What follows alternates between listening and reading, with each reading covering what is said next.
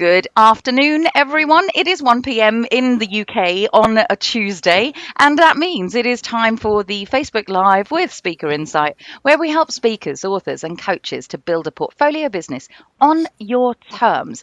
And you can see we have a guest with us, and we will introduce you to Tony a little bit later on. But let me just first tell you that if you're watching us on the Speaker Insight page, please do come over into the Connection Hub, because Kelly and I are the founders of the Connection Hub, where we've got 11,000 plus speakers, authors, and coaches, and all the people who look after them and actually mean that they can go out and be the change makers that they are in the world, to really kind of share. It's a space where you share the speaking opportunities that they've got, guests for podcasts, the connecting through with, professionals like the web developers that you need, those illustrators for your books, the publishers for your books, even the beginning of thinking about doing an online course, and just getting all the support and the help that you need to build those businesses, but also just the peer level conversations that take place. It's a really buzzing place. So if you're not in there yet, do come in. I know that Kelly's probably shared out a link already. My name is Helena, and my name's Kelly. So if you can put the link in because I'm doing the group plane and you do the page. Okay. So I'm totally going to do that in a second.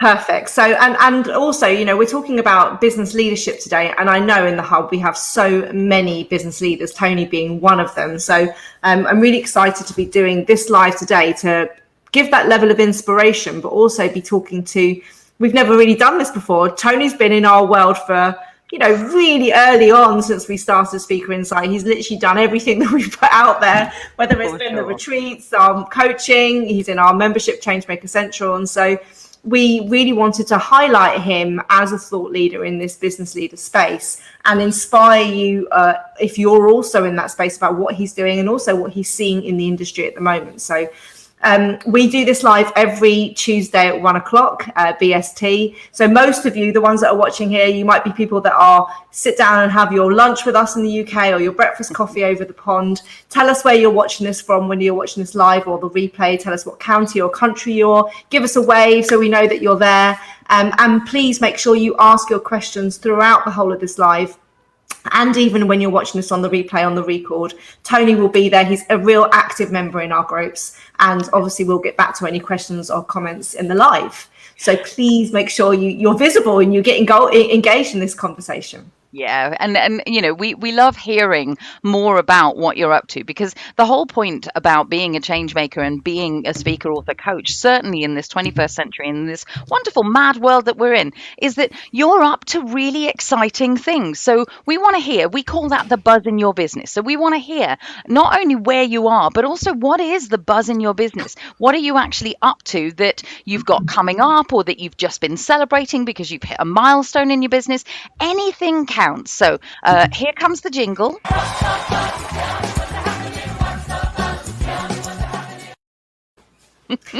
So we'll kick you off with the buzz that's going on in our business. We have, I think it's 4 tickets left for our Connect and Create Day that's actually happening in person, a physical live event where we get to see you guys in London on the 30th of September. So as I said, there's only 4 tickets left. The link's in the comments below.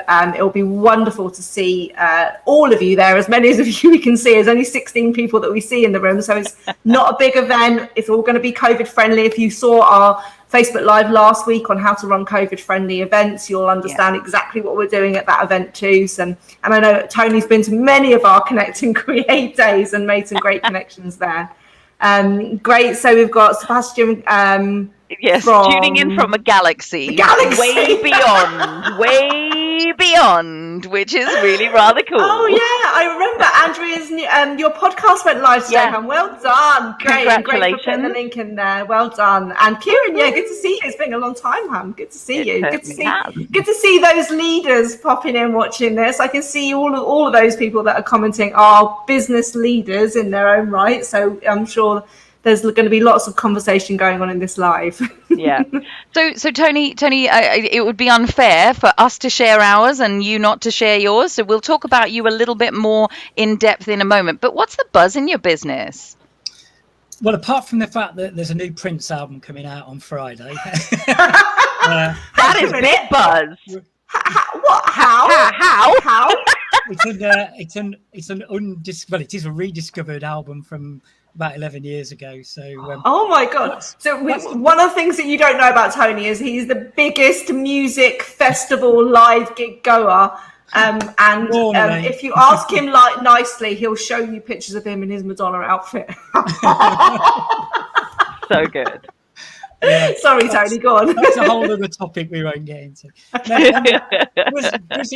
Buzzing my business is I just had a new COO client last year in a fairly large medical tech business. That's exciting news. And also on a similar sort of vein to today, I'm talking to Nottingham University about doing a session on the future of leadership. Where I'm having a discussion about that. Nice. And then final bit of buzz actually is I'm starting work with Charlie Wyman, who's in the community, as my B2B marketing coach on Thursday. So very much looking forward to starting work with Charlie. That sounds exciting. It's awesome. Yeah, Charlie's our LinkedIn expert, or B2B, but specifically LinkedIn as well. So we know, actually, you introduced us to Charlie way back. So this is what happens in the Connection Hub and Changemaker Central. It just becomes this little network of gems where people share great connections and great content. So we're really grateful for that. It's really good. Oh, and Sebastian's just actually saying that is the buzz in their business is that season 5 of Unleashed Leaders of Change. So that's their podcast. So they've just launched that season, and they've got 3 new podcasts coming out, and they're launching a set of courses. There's a mic drop moment in there. It's got to be done, doesn't it? And I know for a fact that Sebastian's definitely got a lot of the guests that are on their show. They actually come from inside the Connection Hub, which is always good. Andrea's just saying Charlie interviewed me on her LinkedIn Live this morning to share my podcast. So it's fabulous to have a tribe who support you. So this is a really connected community. And, you know, if you don't have that at the moment as a speaker, author, coach, because we know it can be really lonely, that's why Kelly and I set this up in the first place. So really, truly, come on in and join us in some way, because, you just won't regret it. And I say that with a hand on heart, with complete earnestness. So it's good. We're totally doing Aussie colours today, yellow and green. Connection Hub has given me great results. That's great, Sebastian. Glad to hear it. Right. Okay. So let's get cracking, because we are talking about leaders. And so Tony, obviously many people in here don't know who you are. So we'd love for you to tell us a little bit about yourself, but also how did you come to kind of specialize as a leadership psychologist? Because that's a little bit of a slightly different one. Yeah, I bet we can all guess who helped me with the branding and positioning on that as well. Let me think about that. Yeah, my background briefly. I mean, I started in technology. So that's where I got a long time ago, when there were big mainframe computers and what have you. But went more and more into management. And then I started my own business 14 years ago. And I studied psychology with the OU while I was working, and then since I've had my own business up to masters. And I guess I've got a fascination with what makes me tick or doesn't tick at times, and also helping other people with that, because my belief really is that mindset and psychology is the most important piece. I mean, I talk to leaders about strategy, people, culture, all of these kind of things, change, but they fundamentally, I think, and for everybody who's probably listening to this as well, we are very much determined by the way that we think and the way we see our world every day, really. So, yeah, I mean, I got really fascinated in the psychological movement. I'm a member of the Positive Psychology Association, because psychology, interestingly, used to be more focused on what's wrong with us. If you go back to Freudian type, all that kind of thing. But Martin Seligman flipped the psychology movement in '98 to look more about what psychology can do to enhance us and bring out our potential. And so I'm interested in both, to be honest. I think we still have a very destructive part to our personality that can play out, but we have enormous potential. And it's about, for me, it's about helping people keep that destructive side out to play and raise their potential more and more, really. So, and that's, you know, I'm working with heads of SMEs and leaders within, but I think we all, even if you're a solo business leader, because we're all leaders in one shape or form, I think we are all very much playing out what's going on in our thinking. So Yeah. you two both share that sort of view anyway, really. 100%, yeah. Yeah, we I think do. I'd be really interested to hear from those of you that are watching live or on the replay whether you class yourself as a leader. So if you do put yes in the comments, whether you call yourself a leader, whether it's in your title description, whether it's actually part of your mindset that you are a leader, give me a yes in the comments if you think that you are. Purely because I think there are lots of people that are in an influential space with a following, with an impact, that don't, like Andrea doesn't think she's a leader. Now I know her and she bloody well is, right? I mean, sorry. It's sometimes it's a bit like we have this when we call people experts, and we have the same thing with leaders as we do with experts, that some people feel like either they don't want to be known as that. Sorry, either they don't want to be known as an expert because they feel like it's that guru space, or that they're impacting and influencing in a more of a forceful way than the style that they're approaching. Similarly with leadership, sometimes people think that that's dictatorship more than leadership, rather than and so some people don't want to class themselves as a leader, or we've got the whole imposter syndrome, am I worth it, all of that going on, which I know we'll cover a little bit later in the live. But it's interesting because Kieran's literally said not so much of a leader, more of an enabler. And so we have these kind of, I think we can do a real number on ourselves in terms of the terminology that we actually claim and step into. And at its very heart, we definitely enabling is definitely part of leadership in that way. So I think sometimes it's semantics, but I think it is, you're right, it's something that people shy away from a little bit. Yeah. And I think, to be honest, that I'm going to talk about the topic of self-leadership. We're all having to lead ourselves first anyway. And I think we almost have a slightly, I guess, old-fashioned view of leadership, with a leader being top of the tree. But I think, this view of enabling, empowering, servant leadership, a leader just being part of a team, I think... So I'm just going to say Sebastian's sort of definition here, because I love this, and I think we can all embrace the term leader as a result of this. He says, give it any label. If you wake up and make someone smile or feel good about themselves, you are a leader. I absolutely do not believe experts exist. So, and that's that thing, isn't it? Is that the leader is that ability to influence, impact, and guide others. So it's less forceful, it's less as you said, the dictatorship side of things, but there also becomes a great responsibility when you have that following, you have that impact on people, and you have to be a lot more mindful around your actions, your behavior, your attitude, your words and stuff, because you actually have a lot of people looking at you, looking for you for reassurance or for guidance. So what do you think are the main qualities that make up a good leader? Because we know there are some bad leaders out there in the world. No, there certainly are. And I think the thing is as well with leadership is that leadership's everywhere. It's whether you're a parent, it's in politics, it's in sport, it's the pandemic. We could talk for a long time, no doubt, about the leadership that's been shown in that, as well as leading your own business, leading other people in a business. And I mean, again, you could talk about what makes a good leader for a long time. I mean, for me, in simple terms, I think first and foremost, it's being able to lead yourself effectively first, because we have an incredibly complex organ up here, which has got 86 billion neurons. It's got messaging firing around at 300 miles an hour. And we're only, tip of the iceberg with neuroscience beginning to understand what works with it. But the more that we get it on side, as I said earlier, the more important that is. So that self-leadership piece for me is fundamental. But it's then the community you build. If you look at the community that you two have built over the past few years, and as a leader, it's building a community where people feel they belong, they're valued, and it's about bringing the best out of people as well in a community.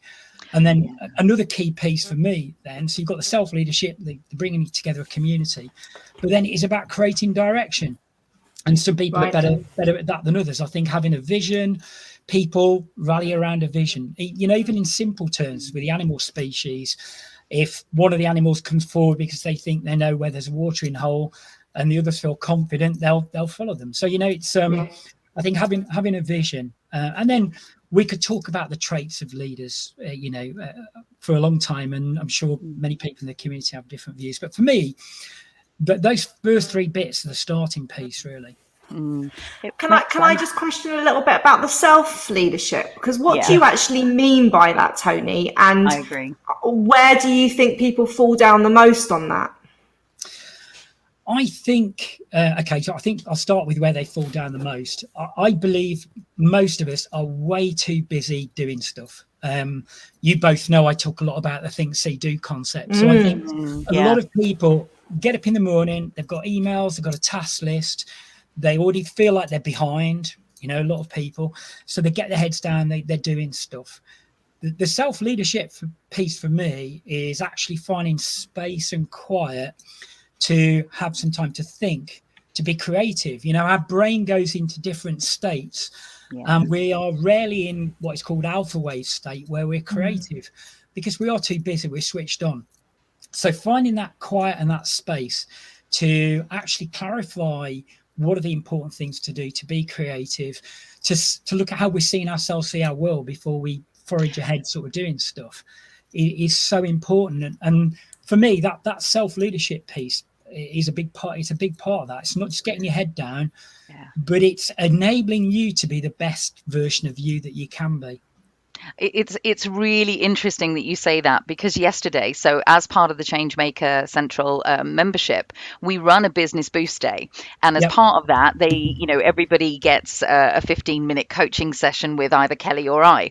Yesterday, because it is one of my, as we know, inside that community, I am the person that will help you prioritize and set your rhythms and really kind of work in this way, which is part of self-leadership, and it's everything you're just talking about. It's this piece around how often do you stop to just take a moment before you go into the very next task that you're actually in. It's like you have to actually leave the container of creation in order to go into the container of coaching or the container of training or even the container that's called, social media, because by clearing out that in itself, just taking 2 minutes to just clear out and go, okay, this is now the thing that I'm doing, actually is a really big self-leadership thing. But what was happening yesterday was there is just this overwhelm of doing. How do I stop and prioritize? Well, one of the best bits that you can do is just putting those pauses in the day that actively work. So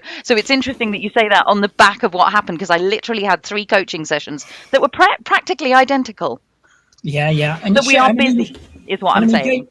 Going back to basics as well, self-leadership is how we look after ourselves as well. I think we probably all found this. I mean, I've got to be honest, some of my good habits went a bit wayward over the last 16 months, but even the way you start your day, how you're looking after yourself, we are creatures of habit, and our habits are very foundational in terms of how well we're looking after ourselves. And your timing is perfect there, because Kieran's literally just saying that. So part of I think leadership is knowing yourself and knowing your habits, and Kieran's a perfect example of that just now. He says nothing work-wise happens until I've been awake for at least 2 hours. Trying to work whilst waking up is counterproductive. So he understands that his day doesn't start until 2 hours down the road. And I think that's part of the great thing of being a sort of a speaker, author, coach, running your own business in some way, leading your own business, is that you actually get to set your own schedule, don't you? So that's part of it.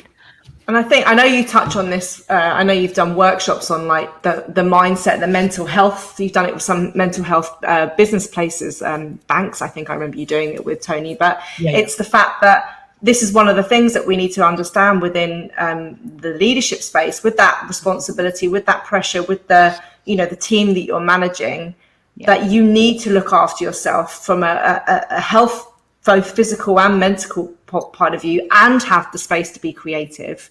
And I think a lot of leaders fall into the trap of why they're not doing it is because they don't want to give control away. So even when you're talking about managers in large corporations, I'm still shocked at how much they don't use their team to the full, because they're like, oh, but I'm just going to take this task and do it myself because I can do it better and quicker and more effective. Yeah. When actually then what they're not working out is actually, their director, their managerial level, their SLT, and they're not utilizing their team to free up their time to then actually go, your value is in the creative space. Your value is thinking outside the box and leading the team rather than managing the team or, implementing what needs to be done. Yeah. And I feel that that's really what's happened, over the last couple of decades in the corporate world, is people have just become so tight on hitting figures and targets and fighting fires and changing and adapting that they forget how to lead. Yeah. And the thing is as well, a lot of that behavior generates cortisol, which over a period of time is damaging. Yeah. And when you talk about mental health, Kelly, one of the things I like to talk mind health, because there are people with clinical mental health issues, but most of us are on a spectrum day to day, our mind health. And this is where I go back to self-leadership, because if we don't take care of ourselves and actually take care of our brain and our mind, then over a period of time, that can reach a point where it's hard to bring it back from a more critical point, really. And I love the distinction of mind health from mental health, and I think I'm gonna come back to, just because I know it's something that Kelly and I combat a lot of the time with most of the people that kind of come into our world, which is this whole claiming of that leadership space, that imposter syndrome that actually kind of comes in, even if it is in the example that you just gave. Most speakers, authors, and coaches have come from some kind of corporate environment and have actually seen something that they really want to do and are now standing alone in this, but that leads to this whole kind of imposter syndrome that makes you want to put the duvet over your head some days and just actually go, no thank you, I don't want to play that game. So why is it so common across the board for people who step into that leadership position, and then more importantly, what do they do to get rid of it? Yeah, it's a fascinating one, this, and allegedly up to 70% of us experience this kind of thing daily. Now, daily, yeah, wow. But if you think about it, tiny bits, tiny moments. Think about it. It's whether you feel that you're not quite right as a partner, as a parent, in your work. Yeah. There's lots of ways this can show up, and I've got to admit, apologies for people who are sort of really fascinated with imposter syndrome. I'm not hugely keen on the term, because A, I don't like the word syndrome. Yeah. And B, I think there's something bigger at play here, which is that we all battle with a feeling of not being good enough in various scenarios, as I said, and if we go right back to that, and I said we could talk for a long time about this, for me, that comes from a deep-rooted survival instinct that's within us all.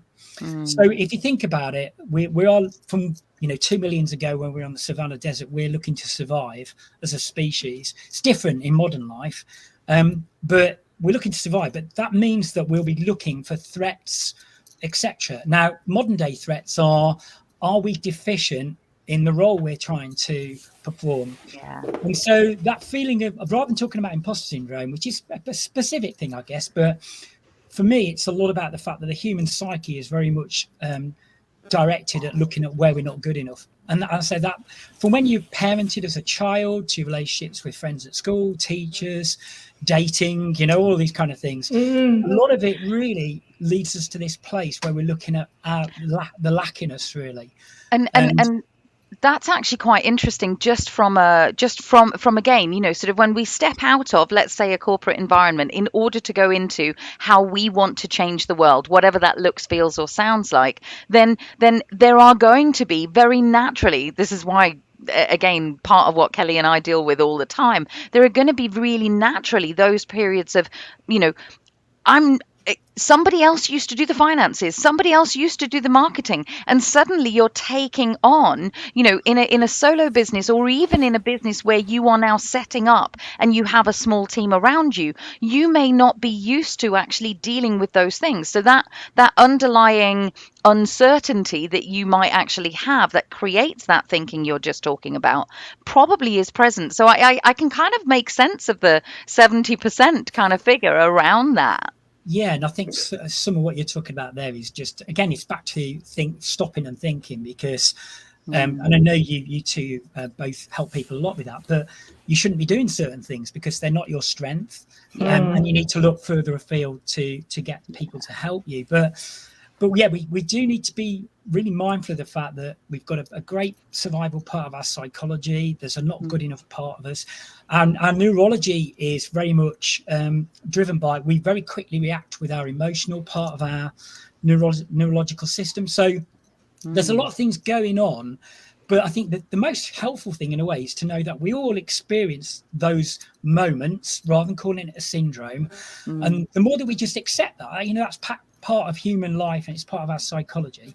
It's then about being more aware to deal with it, rather than think, I have imposter syndrome, this is what I'm afflicted with. And knowing that we all have just those challenges that we have to deal with. It's then not beating yourself up for that, but then finding ways to get through it and cope with it, really. And I think everyone's agreeing with you. So we've just got kind of a couple of inputs from out in Facebook land at the moment. So Sebastian was saying that, kind of struggling with delegating is an insecurity arising from perfectionism and the fear of not having control over the process. So he's saying work on the business, not in the business, to grow it. It is about self-work, self-trust before you can work with others. And then definitely kind of endorsing what you're saying as well. Leading does require going beyond the boxes, the labels, the categories, and the comparisons, and creating your own set of experiences and rules to a great extent. And I think that actually does take time, to say the least. And then Kieran, absolutely, again, same thing. There's a lot of agreement around this, I think, from everyone listening at the moment. Emotional wealth is important, and recognizing what you have to do, recognizing what you do have is more important than what you lack. So it's that whole positive psychology again, that whole kind of reinforcing that. I wanted to come to that in a minute, but there was one thing though, just to go back before you do that on Kieran's point, Tony. And I also want to highlight Shasta's one as well, because I want to ask that as a question to you. Yeah, good. Is what you've just had. I've had a bit of a light bulb moment when you were talking about the imposter syndrome, because if we termed it differently to imperfect thinking, because none of us are perfect, and actually all we're doing is looking for the imperfections in us to try and make them better, to try and make us perfect. We're never going to get there, but that's that survival of the fittest. But if you've got imperfect thinking going on rather than imposter syndrome, then that makes sense that I'm going to be having that. 70% of us are going to be thinking imperfectly every day, because there's always something we want to improve on, we want to get better on. And then it actually feels like more of a natural thing rather than something that we should avoid having. So actually that's been a really nice viewpoint for me to actually see that differently. So thank you. But I would love to come back to Shasta's comment. Shasta? Yeah. So they've said that the first thing I do when I wake up is start worrying. Now, I'm sure this is, a common thing for many people, even more so during the pandemic, right? What type of advice would you give to people that's the way that they start their day off, with that cortisol going, maybe that lack that Kieran's talking about? How would you advise people that are thinking that way most of the day? Yeah. I'm just going to really quickly go back one step, and it 10 seconds, then we'll come forward to that. Go for it. The perfectionism bit is interesting because, again, perfectionism is about the fact there's a lack somewhere, there's a weakness somewhere, and that we can't put things out because there's a potential vulnerability. And to a degree, some of this, like you call it imperfect thinking, is we need to watch it and observe it because it may be helpful. But a lot of the time it isn't, and it puts us in a bad place. And it puts us in that place you were just talking about, where you wake up agonizing and worrying about whatever it might be, things that haven't been done or whatever it is. And one of the expressions that I use a lot is about becoming your best coach. So having conversations with yourself, really, and maybe to understand it. This may sound like a bit bizarre, but almost say, examine the worrying and think where it's coming from, and say, I understand where that's coming from. But then what you have to do is start looking at a different perspective to be more helpful, and look at some evidence that maybe counters some of that anxiety and worry as well. So it's almost talking to yourself like you would your best friend in a way. If your best friend was talking to yourself, I've just started my day, I've got all these problems. You go, whoa, hang on a minute. Then what's the most important thing that needs to be done today? And you've done something there that's really great. I mean, we all know the people who've sat on websites for 9 months, 12 months, and they never get out because they're worrying about it's not quite right. I'm a big believer in getting things out and continue to improve, which brings us to another topic, which is that if you've not heard of it, from Carol Dweck, the growth mindset, fixed mindset. I think a lot of people have heard of that. Treat yourself as just somebody who's always growing, never perfect. You can get up each day and you can do something to improve your situation. You don't need to completely perfect something or whatever. You can just keep getting up each day and thinking, okay, I don't feel at my best today, but what can I do to just move things forward? Yeah. And I know you'll probably know more of the stat around this, but there is high evidence that the majority of what people worry about never happens. Right? So therefore you're wasting that energy. It's like leaky bucket of the what if scenario, the what if, when really what you're saying is take the things that are a priority, that are real, but they are happening at the moment, change your perspective, look at problem solving, ask you be your own coach and ask other people. But don't waste the energy focusing on what could rather than what is, and then also have that positive approach to what is happening too, and see what you can deal with. I think it's do you want to read Tracy's out, Helena, or shall I? Yeah, I will. So Tracy, nice to see you back. I hope France is well. So it's good. She says, I believe that if you are not confused or struggling with a decision, you're not in business. Every business needs to change constantly to adapt to its clients, to the market. And this brings in daily challenges. However, I believe it's important to enjoy the process, which is absolutely what we're highlighting here as well, right? Yeah. Wow. Yeah, absolutely. And I just a couple of points around that. First of all, what Kelly was talking about there's a famous quote by Mark Twain that's something along the lines of, I worried about many things in my life, some of which happened. And obviously the point is that most of them don't. And I think there's two things I'd give people to take away from this. One is look at the things you can control. So if you can actually influence something, great. If you're worrying about something you can't control, have a conversation with yourself and say you need to let that go. The other thing that I find helpful is future-based worrying. If there's something that could happen in the future, like you were saying, Kelly, then have an idea of what you would do if it happened. Like an if-then scenario. If that happens, then this is what I would look to do, but then come back into the present and get on with it. And I think I know that business is changing and we need to be adaptive and all that kind of thing, but I do genuinely feel a lot of us out there need to find more contentment and enjoyment in what we're doing as well, and grow from that place rather than growing from a place of thinking I'm not good enough, my business is not good enough, I can't be content, I need to be pushing. I know it's good to push yourself, but do you really want to go through the whole of your life being driving yourself from a place of lack, or do you want to drive yourself from a place thinking I'm good at what I do, I'm just going to get better and better, And I think that's very much what Tracy's saying, is that one of the key things when you talk about people that are in the mindfulness space is being present is so important, and being really appreciative of and seeing and giving yourself the accreditation, acknowledgement of what you've actually achieved so far. Even if you're really early in your business, there is so much that you should be giving yourself a pat on the back for, rather than, and this is the whole thing that bugs me when I was in education, that the teachers would just always concentrate with kids about what the subjects they're not good at and what they need to get better, but they're getting A stars in art and everything else. But they don't get the praise about that because they're focusing on the red crosses rather than the green ticks. I'm not going to get on my soapbox about that, but that's why I left. Can you hear the rise in her voice just then? It's like, oh, come back down, girl. Can I add something really quickly there? Yeah, go. One of the things I've been doing for 8 years, and something I talk to a lot of business leaders about, is I note down at least 5 good things about the day every day, even if it's a crappy day. Just dig in and find some good things, because here's the thing again, we're very good at finding I've got your wins this week. We're very good at spotting things that aren't going well. However, we need to reinforce in our minds the things where we're making progress and moving forwards. I mean, I get heads of businesses, senior teams at the start of the meeting go, let's talk about the best things from the last month. They'll say we can tell you about all the things that have gone wrong and we haven't done. But over time, and here's the thing, with training our neurology, they get better at doing it. And over 8 years, I've got much better at seeing the small wins, and we need to see those, not just the big wins. You know, the thing that's going to be implemented in October, but what have we achieved on the way? Because that helps us as well. It's funny because every single coaching session, it's quite amusing. I always start with 3 celebrations. We just don't get to anything near coaching until they've done 3 celebrations, and people now come prepared for it and feel really weird if I purposely forget. It's like, but I want to do my celebrations first. And so that thing you say about neurology is that we can train ourselves into and out of anything, really. And I think that's actually part of the whole thing, isn't it?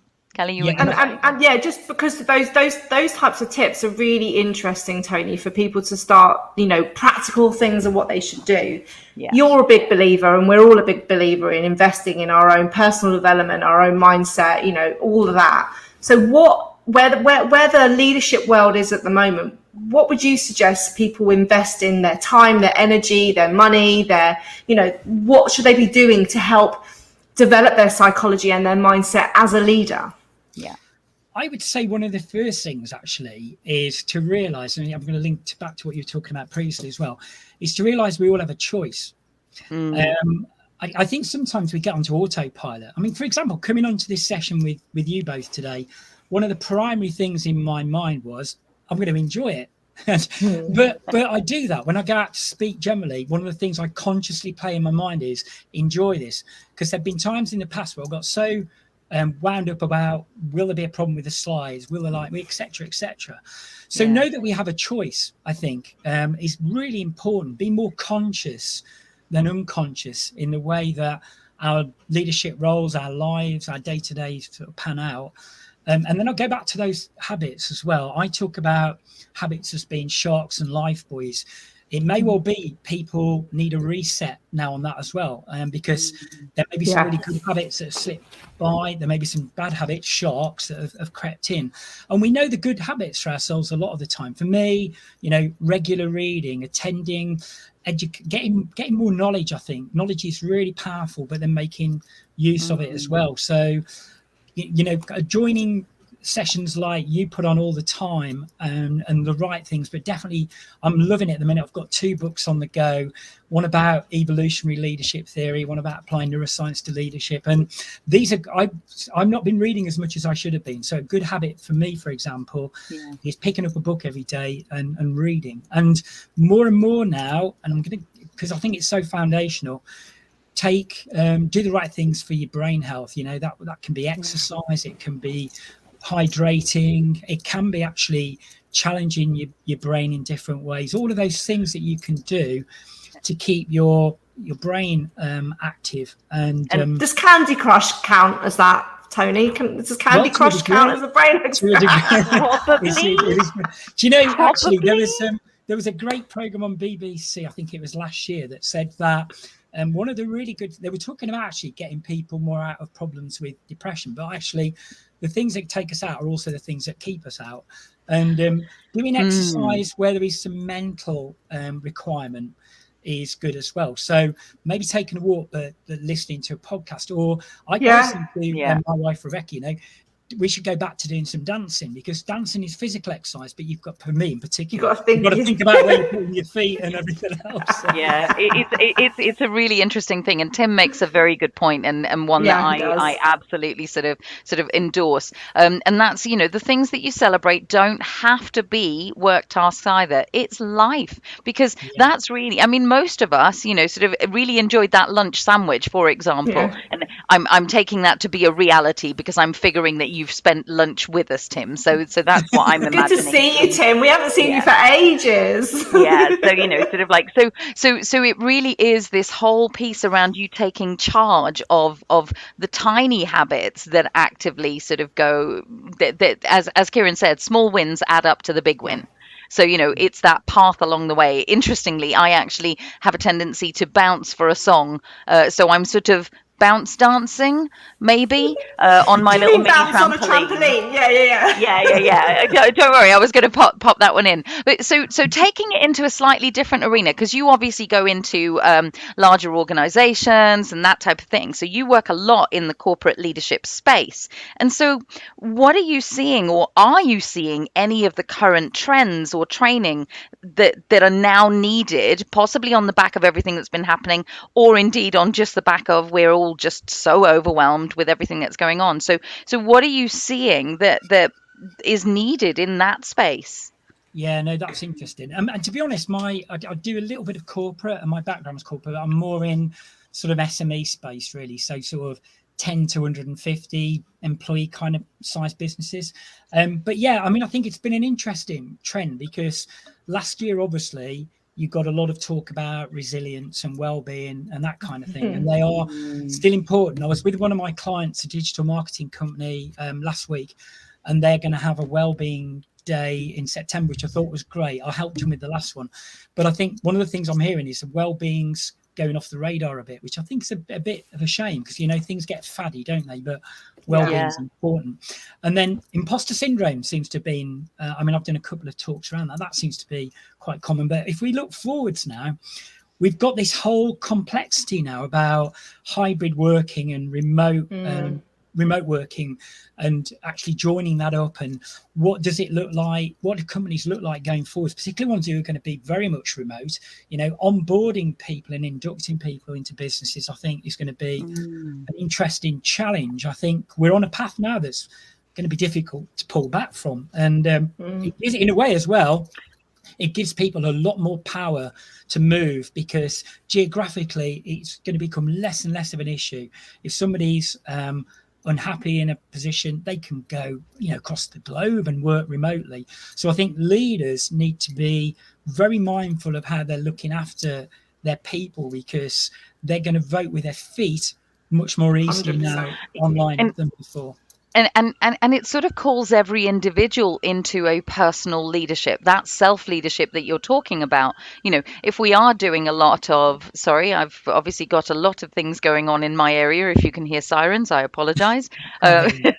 Okay, good.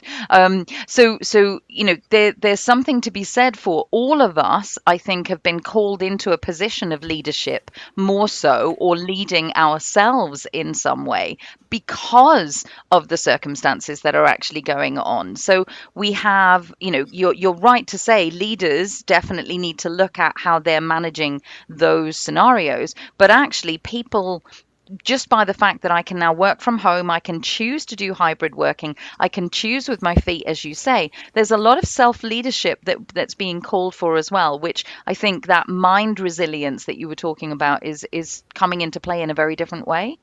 Yeah, and I think also there's the expression intrapreneurism, isn't there? As well as being entrepreneurial, For sure. Did you watch our live the other week on it, Tony? Let me go get that. Let me go and get that.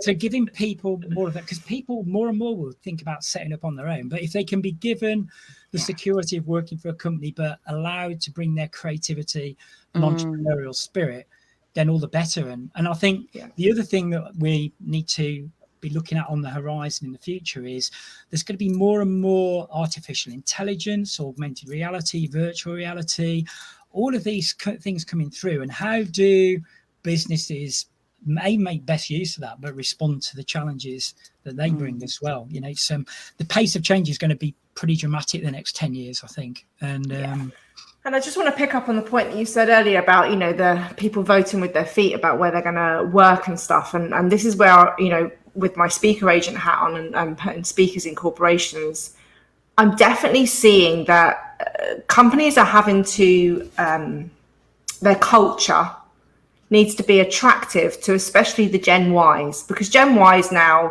aren't choosing their businesses on how many days holiday they get or all these types of things. So not so much even on the pay. It's companies now are really looking to develop a culture of compassion.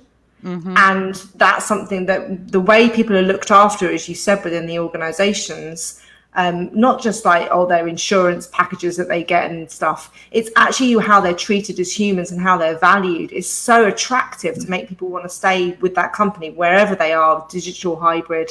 And I think that's something which I'm seeing a lot more in leadership styles, where that's not been the way that has been the priority to look after their team. It's normally about, leading and clarity and direction and all those strategic things, when actually the compassion part is normally not left out, but it's not the first thing that comes to the mind, where I feel that's actually going much higher up corporate values, thank God. For sure. Where actually corporations are becoming more like communities, and they're places that people choose to work and develop the friendships and feel supported, and they can bring their home issues and their health issues or whatever to work because there's support there. So I think I really agree with what you're saying there, definitely, and I see it myself.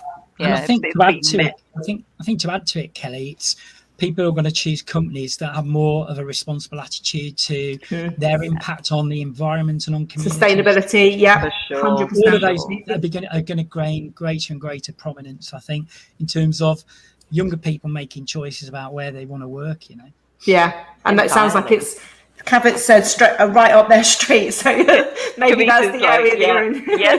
yes, and more yes. This is how it actually works. So